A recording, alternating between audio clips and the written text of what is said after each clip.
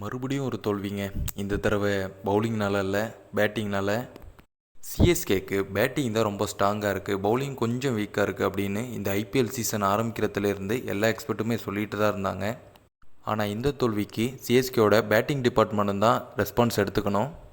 Bowling department அவங்களுக்கு கொடுக்கப்பட்ட வேலையை கச்சிதமாக முடித்து பேட்டிங் டிபார்ட்மெண்ட்டை கொடுத்தும் பேட்டிங் டிபார்ட்மெண்ட் செஞ்ச தவறுனால இன்றைக்கி ஜெயிக்க வேண்டிய மேட்சை தோற்றுருக்கோம். அப்படி என்ன தப்புலாம் சிஎஸ்கே பண்ணினாங்கங்கிறத விலாவரியாக பார்ப்போம். அதுக்கு முன்னாடி நம்ம சேனலில் நீங்கள் என்ன சப்ஸ்கிரைப் பண்ணலாம், சப்ஸ்கிரைப் பண்ணிவிட்டு இந்த வீடியோவை ஃபுல்லாக பார்த்துட்டு இந்த வீடியோ உங்களுக்கு பிடிச்சிருந்தா ஒரு லைக்கை போட்டுருங்க. என்னடா ரொம்ப நாளாக வீடியோ போடாமல் இன்றைக்கி வந்து வீடியோ போடுறேனேன்னு பார்க்குறீங்களா? நான் வீடியோ போடாததுனால தான் சிஎஸ்கே ஜெயிச்சுதுன்ட்டு ஒரு குருட்டு நம்பிக்கையில் இருந்துட்டேன் அப்படின்னு சொல்லுவேன்னு நினச்சிங்களா? கொஞ்சம் வேலை அதிகமாக போயிடுச்சு ஃப்ரெண்ட்ஸ், அதுக்கு ஒரு மன்னிப்பையும் கேட்டுக்கிறேன். இதுக்கப்புறம் தொடர்ந்து வீடியோ போடுவேன்னு நம்புகிறேன். பார்ப்போம், வெயிட் பண்ணாமல் ஸ்ட்ரைட்டாக வீடியோக்குள்ளேயே போயிடலாம்.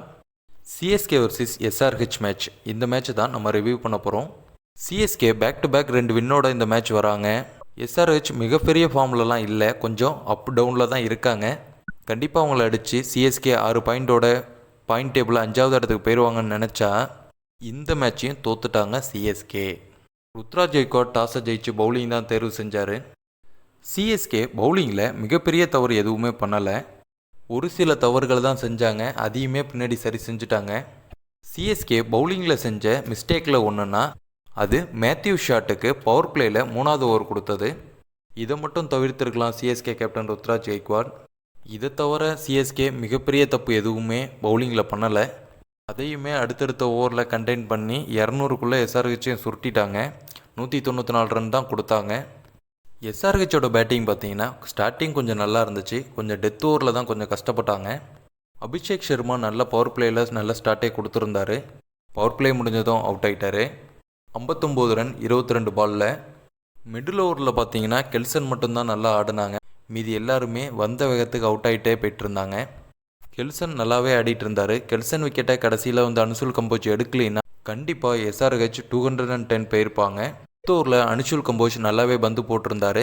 இந்த மேட்ச்சில் 3 விக்கெட் எடுத்திருந்தார். அவரோட ஓவர் டன்னும் 3 விக்கெட் எடுத்திருந்தார். இது வரைக்குமே சிஎஸ்கேக்கு எந்த பிரச்சனையும் இல்லை, கண்டிப்பாக சிஎஸ்கே ஜெயிச்சிருவாங்கங்கிற மாதிரி தான் நம்பிட்டு இருந்தோம்.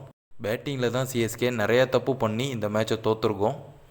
திரும்பியும் இன்னொரு மேட்ச் சிஎஸ்கேவோட ஓப்பனிங் பார்ட்னர்ஷிப் செட்டே ஆகலை. சஞ்சு சாம்சன் 7 ரனில் அவுட்டு. அதுக்கப்புறம் ருத்ராஜ் கெய்க்வாடும் ஆயுஷ் மாத்ரேவும் நல்ல பார்ட்னர்ஷிப் போட்டுட்டு இருந்தாங்க. ஆயுஷ் மாத்ரே பவர் பிளேயை நல்லாவே யூஸ் பண்ணிகிட்டு இருந்தார், நல்லா அடித்து ஆடிட்டு இருந்தார். ருத்ராஜ் கெய்க்வாட் நல்லா டச்சிங்லேயே இருந்தார் இந்த மேட்ச்சில்.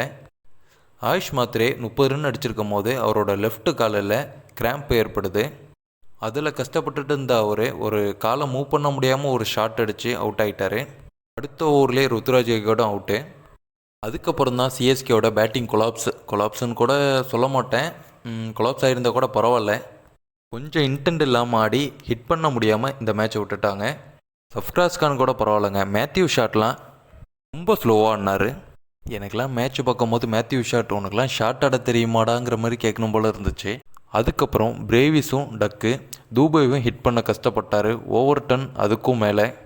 கம்போஜ் கூட கடைசியில் 6 தான் அடித்தாப்புல. சிஎஸ்கே பேட்டிங் ஆர்டரில் மிகப்பெரிய தப்பு பண்ணிட்டாங்கன்னு நினைக்கிறேன். மேத்யூ ஷாட் வந்த இடத்துல கண்டிப்பாக சஃப்ராஸ் கான் வந்திருக்கணும். ருத்ராஜ் கெய்க்வாட் கொஞ்சம் பொறுமையாக ஆடி இருந்திருக்கலாம். ஸ்டார்டிங்கில் நல்லாவே ஆடினார், கொஞ்சம் நல்ல ஃபோர்ஸ்லாம் அடித்தார். பட் இருந்தாலும் ஒரு நல்ல பாலுக்கு தான் அவுட் ஆனார். ஆனால் நின்று இருந்தாருன்னா கண்டிப்பாக அவருக்கு ஏற்ற ஸ்கோர், ஏற்ற பிச், கண்டிப்பாகவே இந்த ஸ்கோரை சேஸ் பண்ணியிருந்திருக்கலாம். மேத்யூ ஷாட்டுக்கு டீமில் கண்டிப்பாக இடம் இல்லைங்க, அதை நான் தெளிவாகவே நான் சொல்லுவேன். இந்த தோல்விக்கு காரணமாக நான் மேத்யூ ஷாட் பேரில் தான் 50% எழுதுவேன். மீதி 50% தான் கெய்க்வாட், தூபே, ஓவர்டன் இவங்க மேலெலாம் எழுதுவேன். அதுலேயுமே ஓவர்டன் பவுலிங்கில் நல்லாவே பண்ணினார்.